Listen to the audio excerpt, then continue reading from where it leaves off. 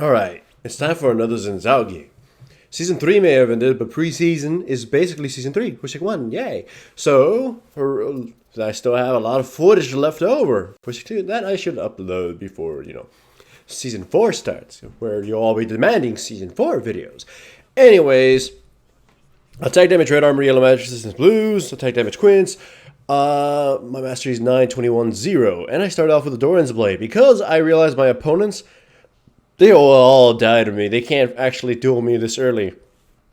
Kennen gets first blood on Nasus, then gets killed by Jarvan. So here I am, just slugging it out with Jarvan. He is a lot weaker than me in duel. Xin Zhao just destroys Jarvan.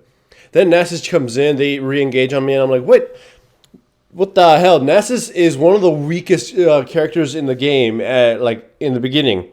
Jarvan can't do shit either. He's got burst damage, and that's about it. Xin Zhao's just got a ton shit more damage just straight out. And I have a Doran's Blade, so pretty much I could kill them 2v1, at least at that point, because if they were full health, I'd probably die.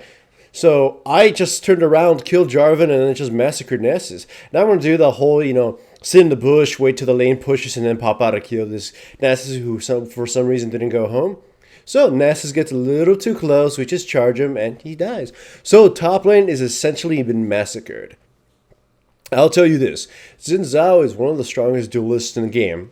And the jungle and probably in lane 2. That's something you probably didn't know. He's really weak, though, against very tanky junglers like Udyr, and I guess maybe you can qualify Skarner for that, and Trundle. However, if he catches anybody off guard, like he's able to stab them with this 3-talent strike without having to use his E, he can possibly just outright destroy them, combo them down, lock them in, just outright. Oh, Jarvan gets away slightly with just a lantern. Think of it in sort of that situation in a jungle duel. If you're able to get on top of them with just your Q and I guess your W, then you will do a lot of damage and they won't be able to escape. Here, I die because we kind of overstayed our welcome and they didn't properly do that gank. Still, though, we still have quite the advantage. Anyways, I'm building Brutalizer.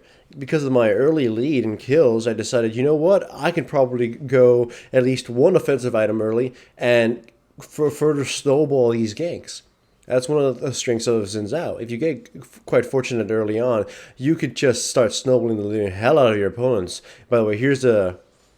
I eat first because I wanted to steal the blue. I failed at it. I failed enough to do the burst and smite properly, so I didn't get to steal it. But still, it's no biggie. For some reason, Katarina turns around and jumps at me, and I just stab her with the third strike of 3-talent strike. Nasus takes the obvious path through the tri-bush and pretty much just gets jumped by me and Kennen and killed. So top lane is essentially a buried lane. And by buried, if you guys don't know what that term means, simply means that lane no longer is relevant. It needs to recover. In that case, by the way, Katarina was like it had no health. I just ate her and she died. Anyways, one of the reasons why you would want to pick Xin Zhao is he brings a lot of damage early. He brings crowd control, which very risky crowd control actually, melee too. But once again, it's very effective early. So he's a strong ganker in both terms of offering CC and damage. So if your teammates don't have much in the line of either, then he can bring it all himself. I would normally pick him in team lineups like, let's say, if I had my own Nessus at top, who wasn't exactly that strong in ganking. I mean, well, he isn't really that strong in dealing damage when ganks. He has his Wither, but not damage. So Xin Zhao would come in and kill somebody. I would also probably pick Xin Zhao if I had like a Fiora, someone who has no crowd control, and our damage is very difficult to dish out early. I mean, except that the enemy team, jumped on you or whatever. That's kind of what I mean. Or if you have like a mid laner who has no crowd control or damage early, like Heimerdinger. I mean, I know his grenade is technically crowd control, but it's not really the most reliable stun. But I hope you get what I'm trying to say. Xin Zhao brings both CC and damage. Therefore, if you need somebody, you need to apply pressure early, and you can't rely on your teammates either because they made poor choices or you just don't trust anybody, period. And Xin Zhao is a really great pick. And if you manage to snowball the game, you can just build damage and slaughter everybody. So that's still good right there. You can carry. However, when team fights come, you will see your effectiveness just plummet. Xin Zhao, if you make mistakes like I just did right there, you just get your entire team slaughtered and shit will go bad. But as I was just saying, he cannot carry in certain team comps or against certain team comps. He's very vulnerable. His damage is difficult to deal because it's pure melee. Yeah, he has his E to close the gap, but once his E, if he gets CC'd when he uses his E, it's all gonna go to hell. He's a mechanically weird champion. His ultimate can sometimes be counterintuitive or could screw you over, even though you had you thought it would help you out.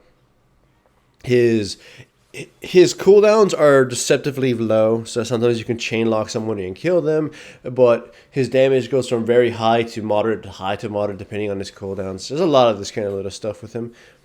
But generally, he is kind of a face roll champion because you could just button mash and make and win. He's not really a complicated champion in terms of what his abilities do, just that they're kind of unreliable sometimes.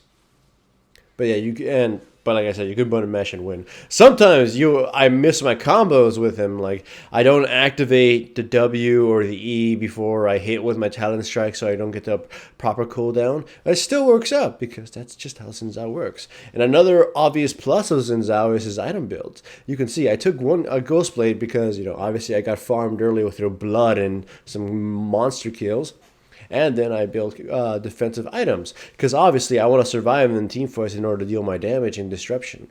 So Spirit of the Ancient Golem and the Spirit Visage are excellent items on him. Cooldown reduction and health are amazing on him, especially because his ultimate already gives free magic resistance and armor based on how many people it hits. It also disrupts people, so he has some sort of pseudo initiation.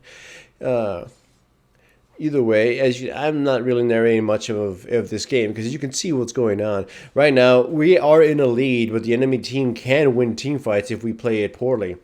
My team gets caught, but we're very strong at escaping, and they manage to flee. However, I find myself Corki right here just by his literally to self, and his Valkyrie does not get him free from my Talent Strike, so he promptly dies.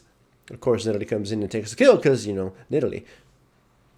Nonetheless, my team obviously has a lot more damage than they do. So, except unless we let Katarina get her full ultimate off, that pending. But either way, my team has a lot of crowd control, has really strong pseudo initiations, and a lot of damage. So.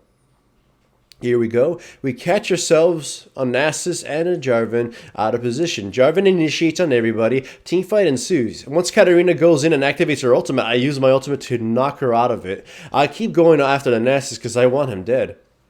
Dead Nasus, no more Wither for you. And then I rejoin the rest of my team, and that's actually just a low replay glitch. I was stabbing an invisible Corki or something. I don't know what the hell I was stabbing. It was invisible.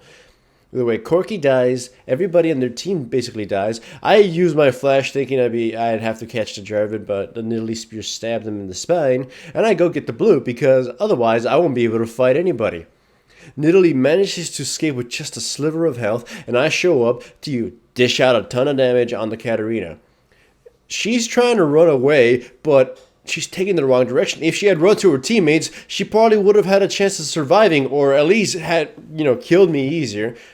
The clutch health, the heal from the Nidalee and the Nami keep me alive long enough to just turn around and help to finish off Nasus. Of course, Nidalee was able to kill him.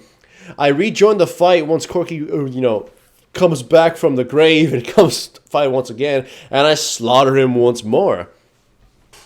My team, the teammate, me and Nidalee, just fucking dished out some World of Pain and some 2v4 status. Of course, thanks to the Nami, we managed to survive even longer. She showed up at the right time. And after this, we just kind of go on to slaughter more people, take inhibitors and take the turrets. So we just kind of sealed the deal with that game in that moment. The game is essentially won. We probably demoralized them insanely. They try to surrender too. They've been demoralized. My team is insanely fed. If even if they kill them, Italy or me, the Tristana will still wreck them.